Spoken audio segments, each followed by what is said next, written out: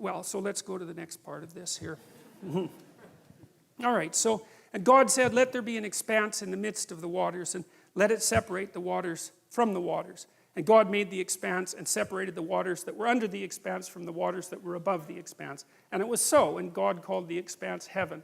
And there was evening and there was morning the second day. Well, to understand that, because that doesn't make any sense at all, really. So I think I told you a little bit about this before. So the world that's being created in this particular account is a phenomenological world. There's a disk of land, because if you go out in a field and you look around, you're on a disk of land, so that's pretty obvious. And then there's a dome on top of it. It's more or less held up by the mountains. And rain comes down, so there's water above the dome, because where else would the rain come from? And underneath the ground, there's fresh water. You can drill down and find that. And then around that, there's salt water. And so that's the world. And it's kind of an empirical world, because if you're a child and you just go out in a field and you look at the world, that's sort of what it would be like.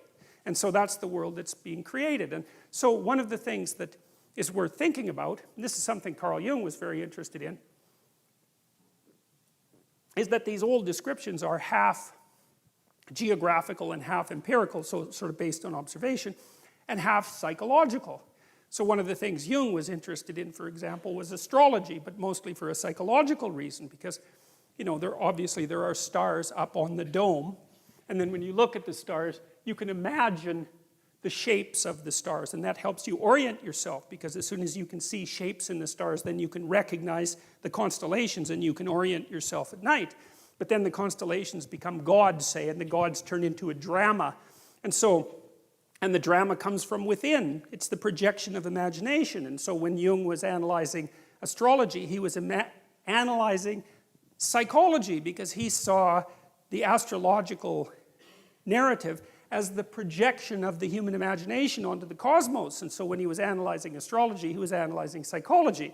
And the same thing is the case with these stories, is that the world they describe is it's not the natural world like a scientist would describe it, because these people weren't scientists. They didn't have the technology and the tools. It was the way for them it was the world. For us, it's the way they saw the world. And so we're looking at the way they saw the world. And a lot of that psychology, and we share that psychology to a large degree with those people. So in this is psychology. But it's interesting to know what the geographical substrate is, so that you can kind of understand the stories. And I like this picture, because it's great from a psychological perspective. It's a very famous picture. And, you know, so basically what you have here is the world as we know it, and there's the dome with the sun and the moon on it and the stars, and then if you look outside what you know, well, then you're out into this cosmic space, right? And those are like the wheels of the planets and the music of the spheres. And that's the ever-present explorer who's gone beyond the domain that he can understand and is peering out into the unknown as such. And it's a psychological picture. It's like, because you do know some things, and then outside of that, there are things you don't know. And when you're feeling brave, you put a foot or two out where you don't understand, like, because there's frontier everywhere, right? And if you're feeling heroic and you want to do something for the world and you want to expand what you understand, you poke your head through what you know and you take a look at whatever structure is out there. And, you know, he's pretty smart, because most of them is still where it's safe. And I would say that's a good thing, because if you jump right out there, well, then maybe you fall off the edge of the earth. And I wouldn't precisely recommend that, especially if you do it accidentally. And to me, this is a recreation of the Taoist yin-yang symbol, you know, with the white paisley here, and that's what you know, and the dark paisley serpents really there. And the right place to be is right on the line between them, because you got one foot where you understand, that gives you security, and then, you know, but it's kind of dull, because, hey, you know everything that's going on there, and that isn't what people are like. They don't want just security. Dostoevsky said that in Notes from the Underground, a great, great book. And, you know, he said, I love this. It was an early criticism of the notion of a political utopia. He said, look, if you gave people everything they wanted, they had nothing to eat but cake, and nothing to do but sit in warm pools and busy themselves with the continuation of the species. That was his lines. That the first thing they would do, well, maybe after the first week, was like go kind of half insane and smash everything up, just so that something that they didn't expect would happen, so that they'd have something interesting to do.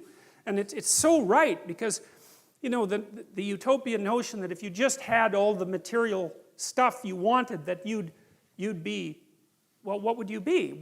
What would you do? Would you just sit on the couch and watch TV? I mean, you'd be, I don't know what, you'd be cutting yourself just for entertainment in no time flat, you know, and that's the sort of thing that people do. And so we're not adapted for security and utopia. We're adapted for a certain amount of security because, you know, we are vulnerable, but mostly we want to have one foot out where we don't know what the hell is going on, because that's where you're alert and alive and tense and with it. And you know, I believe this, and I believe it actually has something to do with the hemispheric structure of the physiology of your brain, is because the right hemisphere looks roughly adapted to what you don't know, and the left hemisphere, and this is an oversimplification, but a useful one, is adapted to the world that you do know, and the right place for you to be is halfway between them. Because that, and you can tell that. That's what's so cool. And this tells you that this is actually reality that's manifesting itself to you. You know, that sense of active engagement you have in the world when things are working well for you, you know, where you should be at the right time. You're alert and on top of things and engaged, and you don't have much of a sense of time, and the sense of the tragedy of life sort of recedes. And that's when you've got one foot where it's secure and one foot out in the unknown, and your brain signals to you that you're in the right place by making what you're doing meaningful.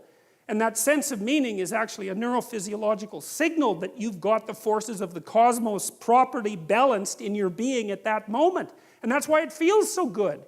And then, well, what else could it possibly be? I mean, you know, our brain is capable of looking beyond our vision. That's what it's for. And that sense of engagement, there's no reason to assume that that's anything but a real signal. And you can reduce it. You could say, well, the problem with being where you know only is that you don't know everything. And that's going to be a problem in the future. And the problem with being where you know nothing is, that's just too much, man. Like, you know, you go into panic mode, and because anything can happen there and you can't handle it.